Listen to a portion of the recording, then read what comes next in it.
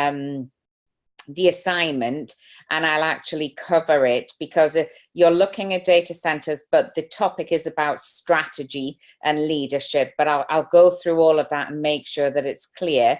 But yes, we're aware that there is limited sort of populist material out there on data centers, but that won't prevent you from writing an excellent piece of work. And we've seen some fantastic pieces of work for this assignment and the first one as well, over the last 3 years for each cohort. So I'm happy to go through all of that. I'll probably begin now. So I've just resumed the recording there. Welcome along to our 4th tutorial. My apologies again for last week and not being able to hold this session.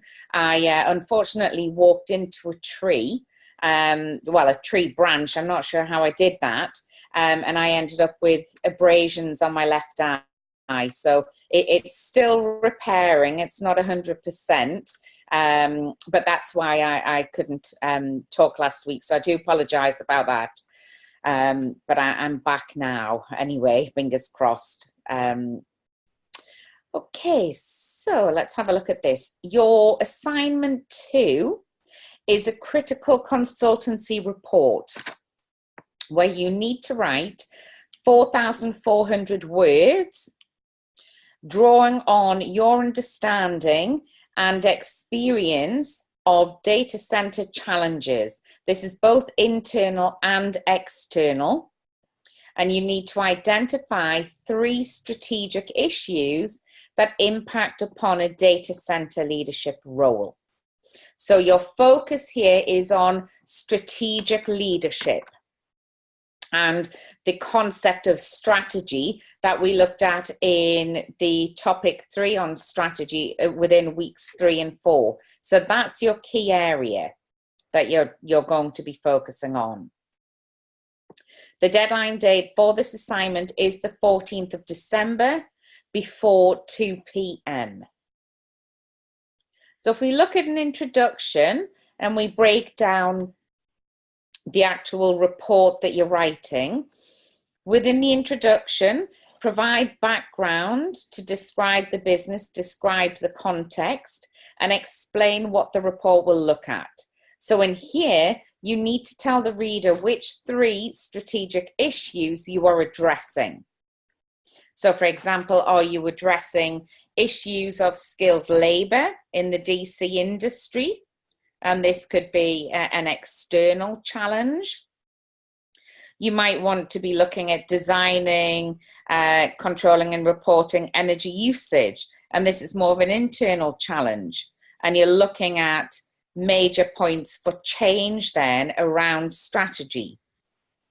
You may also want to look at shortages of leaders, which can be an internal as well as external challenge. Or the implementation of electrical safety rules within the data center. And then you're using different strategic frameworks to help explore those aspects. So in the introduction, state which 3 strategic issues you feel are impacting on a leadership role in the DC industry. Does that make sense? I just want to see if anyone's got any questions rather than moving on straight away. Yeah, so basically we will just mention them, right? Like not go through anything, just like by name, for example, or with a quick reference to them without actually saying something more. Okay. Absolutely. So for example, this consultancy report will address 3 strategic issues impacting on the data center leadership role, including issues of skilled labor in the DC industry, shortages of leaders, and designing and reporting energy usage. Full stop. You might then want to give just a brief background to the business, depending on the type of DC it is, and then you move in to your main body. Is that okay with everyone? Understood. Yep. Brilliant. So that's the introduction. Then you've got your main body. So you always start your main body by defining your concepts. So you're telling the reader about the concept. So you're looking at the concept of strategy and its importance and relationship with leadership in the DC sector. So that's what you'll be defining. You're highlighting the significance of strategy and then its relationship with leadership roles in a DC. Then you've got your analysis of the internal and external environment. And you may want to use this as an actual heading. So you might have defining strategy as your first subheading, then analysis of internal and external environment. Then you need to apply, when you're looking at the 3 strategic issues, you need to apply the relevant models that can be used to analyze the environment. So can you remember any of the models or frameworks that were explored in topic 3? Can anyone remember them?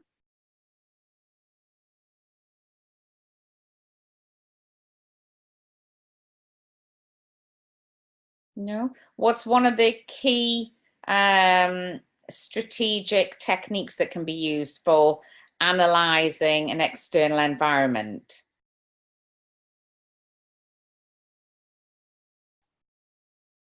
Someone want to have a go?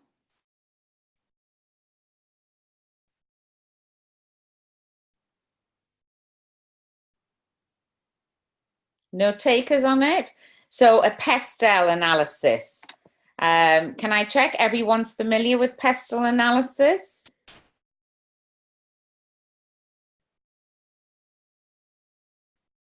Yes, so speaking on mute there, yes. PESTEL, steeple. Also yeah, it can be steeple, yeah, PESTEL, steeple, yeah. So whichever abbreviation, but it's important that that's one of the, I imagine, one of the techniques that you would adopt in order to analyze the external environment. So however you know it, whether it's steeple, PESTEL, but that's what you're looking at to examine. First of all, the strategic environment. So there's 3 key areas. You've got the strategic environment, where you can undertake a PESTEL analysis or steeple analysis. You can look at strategic capability. And if you've forgotten some of this, go back to topic 3 and refresh yourselves on what was covered in topic 3. So strategic capability, when you're looking at strategic capability, then one of the models is the resource-based view of organizational capability. Again, go back and look at the literature if you're not sure about that. And then the third aspect is strategy implementation. So you look at the strategic environment that the business has, the strategic capability, so the internal challenges around people, and then strategy implementation. Here you're trying to identify what effect will culture and ethics have on how leaders implement strategy. So they're the 3 different areas where you can undertake different types of techniques. Now, as well as those, you've also got a SWOT analysis. You can look at the McKinsey framework, 7S framework, and a whole host of other types of techniques and tools that can be used to address the strategic environment, internal strategic capability, and then the effects on culture and ethics for strategy implementation. So for example, looking at a cultural web, Sean's cultural web. So I think one of the key things is to go back to topic 3, refresh your minds on all of the strategic techniques that can be used for analyzing the internal and external environment. And then you are examining your 3 issues. So issues of skilled labor, shortages of leaders, and then maybe designing and reporting energy usage, but you choose them. So these issues that can be normally identified by examining internal and external risks, resources, and strategic capabilities, including social and intellectual capital. So you need to consider those strategies around those techniques around those issues to help you identify some of the challenges in your DC. Now, you don't need to undertake any primary data collection with anyone at all. You can use these tools and complete a strategic, for example, a PESTEL or steeple analysis without having to talk to anyone. So make sure you don't undertake any primary data at all. All of this you'll be collecting for yourself by analyzing the DC environment. Once you've done that, you're then looking at the implications for DC leadership. Just bear with me 1 second. I think my son was going to walk in there, but he's gone. So the implications for DC leadership, and this is part of the criteria. So don't forget that this must be answered. So once you've looked at the strategic issues, you need to discuss how those issues, how the identified issues and respective strategies would be affected in your company, and how do they affect DC leadership. Does that make sense? Is everyone with me?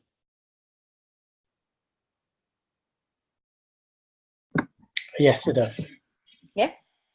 Yes, it does. Thanks. Are we limited to the choice of analysis, and would it be the conventional ones, or we can go into subsets like the Porter's 5 factors? Yeah. Or does it have to be internals as defined in the model? No, absolutely. You can. You don't have to just use the more famous and used models. You can go in. You can select the strategic techniques that you would like to use to analyze the environment. That's absolutely fine. But remember, you're looking at those 3 different aspects. You're looking at the external environment, and then the internal environment, where you'd look at strategic capability and then strategy implementation. So those 3 areas of strategic environment, strategic capability, and strategy implementation. They're where you'll get different techniques to analyze the organization. And that's the micro and macro. And then what you'll probably want to do, for example, if you're looking at the strategic environment, you're undertaking the steeple analysis, you're looking at Porter's 5 forces. Then for maybe the internal strategic capability of the organization, you would then use a different type of technique. So you should be prepared to not just use one technique, but probably 3 different ones for each of your 3 strategic issues. Is that okay? So 3 on 3 makes 9 overall.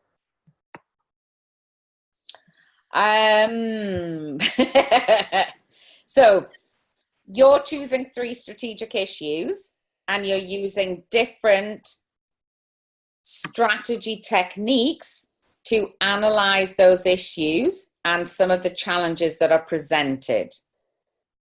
So the 3 strategic issues will always remain the same, whether it's the issue of skilled labor in the DC, the shortage of leaders, the reporting of energy usage. Now, they're just examples.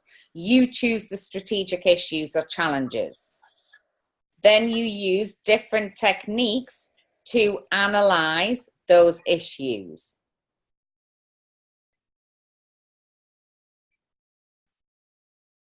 Is that okay? Gotcha. Yeah. Thank you.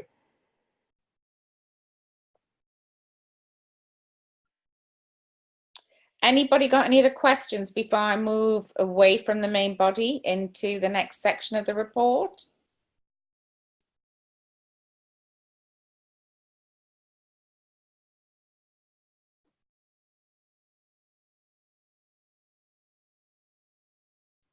Okay. So that would be your main body that we've just looked at. Then you'd move into your conclusions.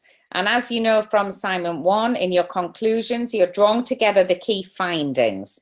So this is a summary of the key arguments, the key points that you've made. And you're making connections from the main body to those issues that have been highlighted. And you're still drawing on the literature. So that's really important that you use literature to inform your conclusions as well. So you're supporting them further. Following your conclusions are recommendations. And these are really important because they are a requirement of the assignment. So you must provide practical and relevant recommendations that are consistent with your critical discussion in your main body. So I would suggest that you're making recommendations for each of the issues. So you should have a minimum of 3 recommendations.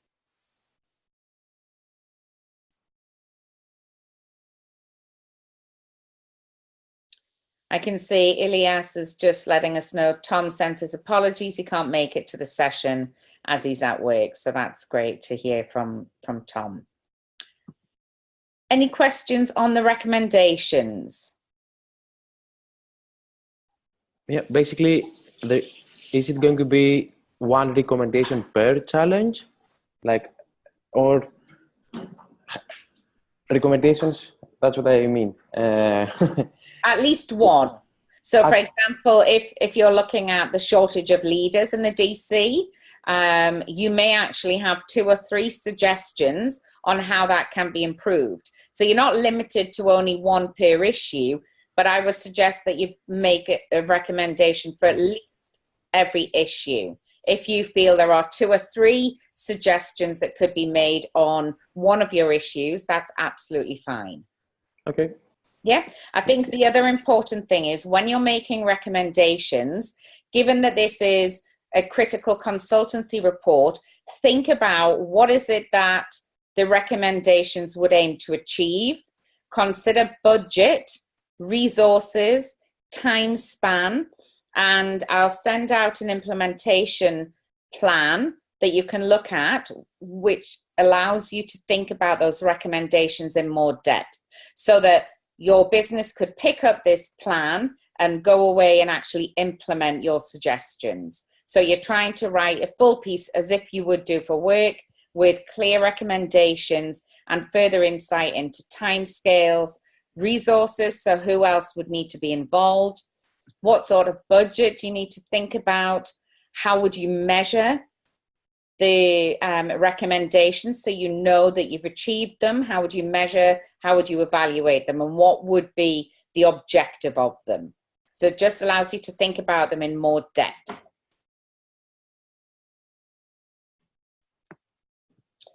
Following your recommendations, you include your references where you cite all of your work, and then appendices if you have anything that you want to include in an appendices.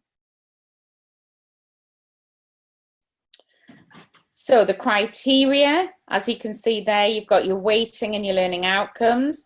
Your introduction needs to be clearly articulated and create a logical and context-specific foundation for the report. Knowledge, understanding, application to context of the material addressed in the module are applied in an organizational context. Clear evidence of critical analysis and argument and engagement with the academic literature through liberal and correct Harvard referencing is 45%. And you can see here your criteria is much larger for your conclusions and recommendations in this piece of work. And they need to be logical and articulate and consistent with the main body.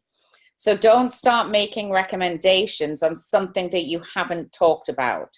Your recommendations must build upon the 3 strategic issues you've already explored.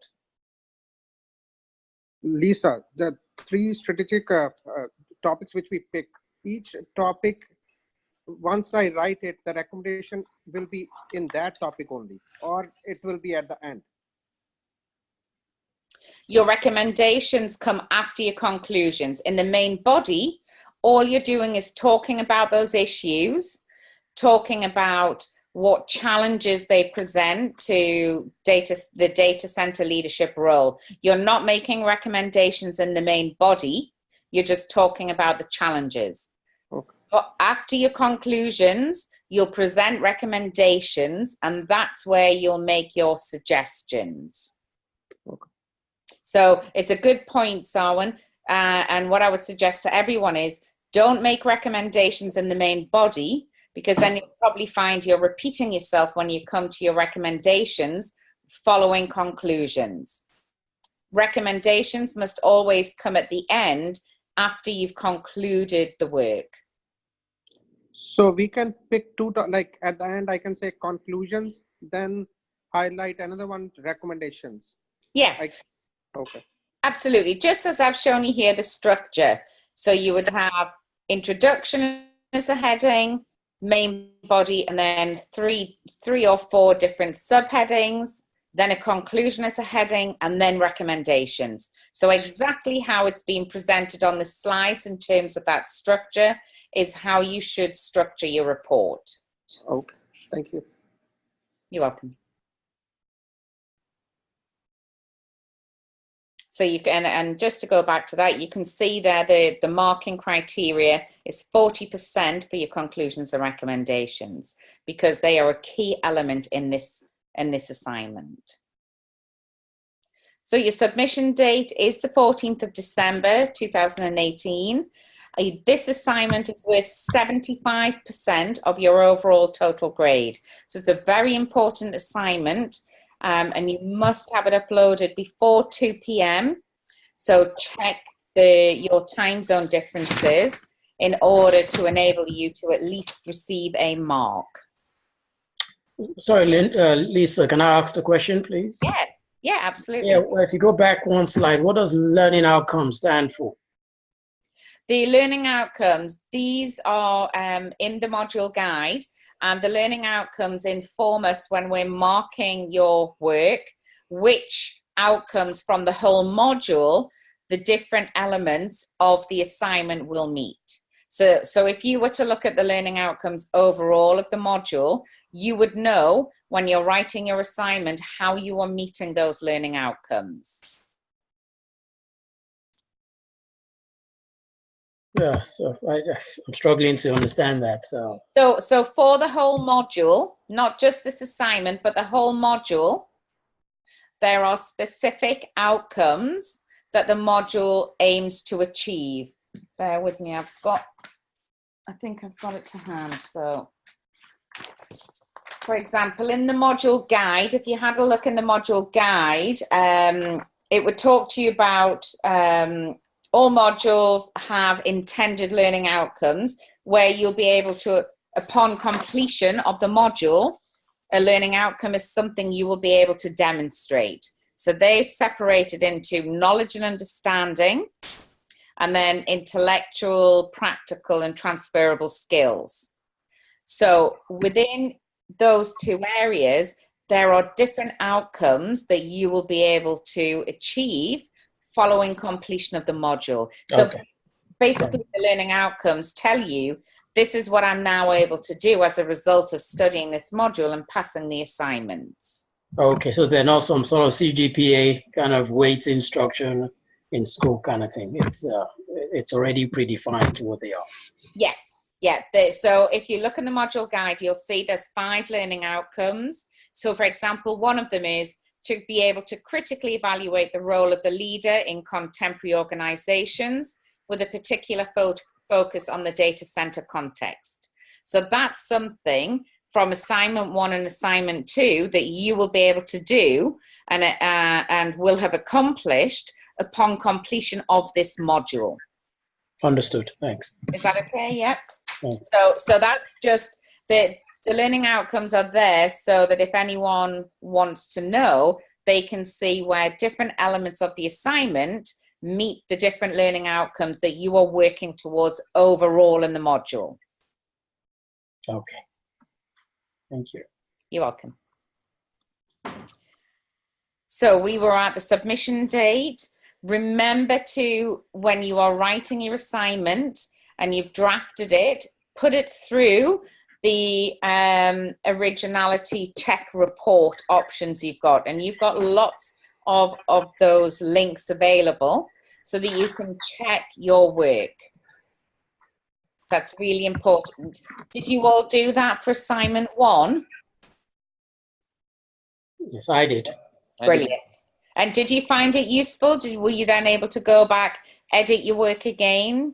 Yeah, my wife said something, I don't know how factual this is, that the more times you do it, the more your work would have been registered on the portal itself, and then the mark or the report will be counter effective because they would have seen your report before.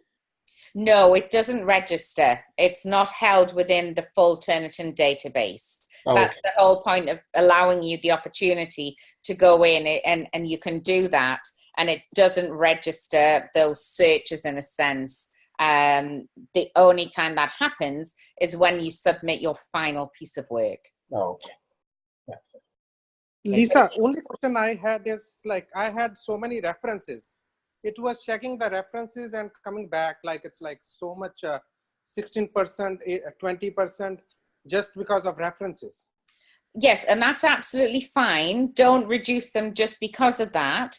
When we go in and have a look at your work, we can remove the references and identify what your similarity score is. And you should be able to have a look at that as well. If you go into the similarity report, you could look at how many references you've got, and then you take that amount away from the overall mark to let you know where you're at. So 20%, as for my understanding, 20% was including references and what we have written. Am I right or wrong? Sorry, can you just repeat your question So for me? it was total 20%, right? So it included the references. So if your report came back as 20%, was that your final Turnitin report? That's what I was trying, right? Yes. Okay. It was, so in but, it included references. But when it was very hard for me to keep on rewriting to bring it underneath that 20% with references. Yeah, and what you can do is when you get that report, you can then go in and remove the bibliography. That reduces your score and it lets you know what your actual score will be then without the references. Okay. Yeah.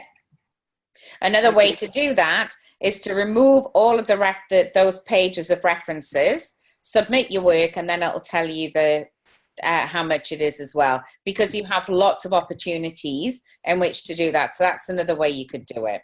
That's how I did mine. Yeah. Yeah. So remove the reference page and then you'll get a true reflection of what it is. And then you know you might be at 10% or 8% or 15%, and then you can go back and add it in. Okay. So as long as we are below without with removing the references, Yes. less than 20%, we are fine. Yes, absolutely. Because we can block them out of your report to inform us of what your actual score is. Okay. Thank you. You're welcome.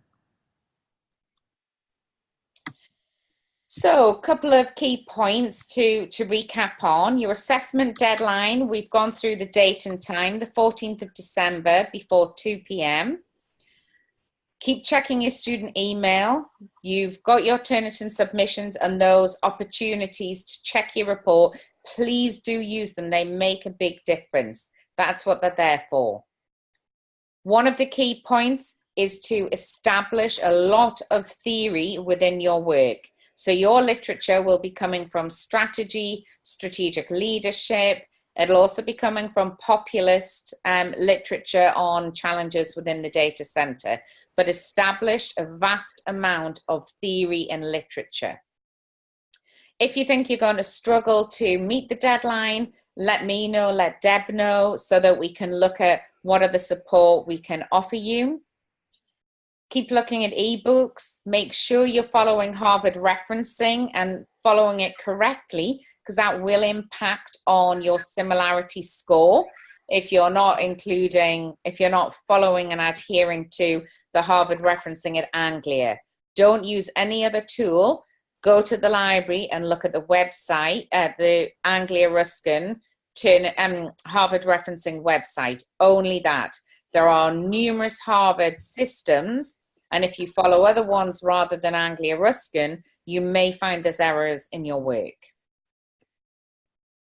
And our next Collaborate tutorial is, I believe, let me just check, the 5th of December. Yes, so the next time we'll chat is the 5th of December at 6:30 p.m. So by then, you need to have a full draft. You'll have just over a week before you submit your second assignment. You'll need a full draft, and then you can come along with any other questions you have about how you've developed your assignment.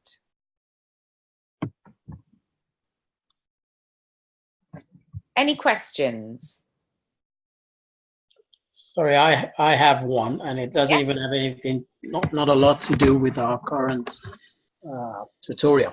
How do we keep in sync with where we're supposed to be in the module? Is there some sort of date synchronization to week to module, so you know which module, which one of the tutorials you're supposed to be on, so that you don't just, you're on tutorial 3 when everybody else is on tutorial 7 or something? How do you keep in sync? Do you mean the topics? The topics, Yeah. forgive me for my nomenclature. Yes, so every week I send out an announcement, and you should be receiving those. I haven't been getting anything specific. You've not received any announcements? Nothing specific other than whether it's a direct email or I go to the web page and I see maybe you're presenting the tutorial video, but nothing. I don't think, I can't recall having seen an announcement saying where we should be by now. Well, every week I send out, for example, today it's week 9. I've sent out a week 9 announcement. Last week it was week 8 announcement. And within those announcements, it informs you of what stage you're at, what you should have completed, and what you need to be doing this week and possibly the next week if the topic is spread across 2 weeks. So what platform would that be? By email or by the model? That will come out from Moodle. I'll have to take a look at that. I can't recall. Yeah, please do. And if you're not receiving announcements, because I've sent them out every week since we've begun, if you're not receiving, can you contact Deb and let her know? Because they come out every week. If you then go into the announcements page in the module, you'll see that there are week 9, week 8, week 7, week 6 announcements. So if you're not receiving an email, you can go in there, and you should be checking Moodle at least every day, every other day as a minimum. Oh, yes, I do, but I can't recall seeing the announcements. I'll verify and get back to Debbie. Yeah, please have a look. The announcements are in there. So if you haven't received them on email, then you can go into the actual announcements and read them, and they are there. So this week's, for example, it's just been sent out today, and you'll be able to see where you're at and what you should have done. But please follow that up, because you should have been getting those every week from the beginning of the actual module. They've been going out all the time. Okay, I'll take a look and revert. All right, brilliant. Does anyone have any other questions?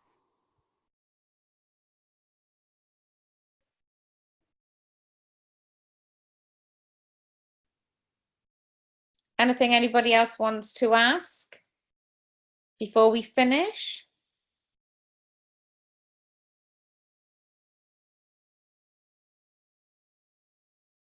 No? Okay.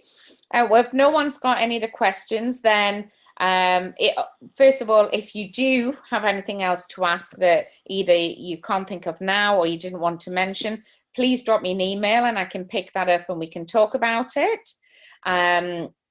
Good luck in writing assignment 2, and I will speak to you on the 5th of December. I'll also upload the recording to this tutorial as soon as it comes through to me, and that'll be sent out in an announcement. If you haven't received the email, please go into the announcements page in the module in Moodle, and then you'll be able to access the recording. So I hope you have a lovely evening, and thanks for turning up, everyone. Thank you. Thanks, Lisa. Thanks. Take care. Bye-bye. Bye. Bye.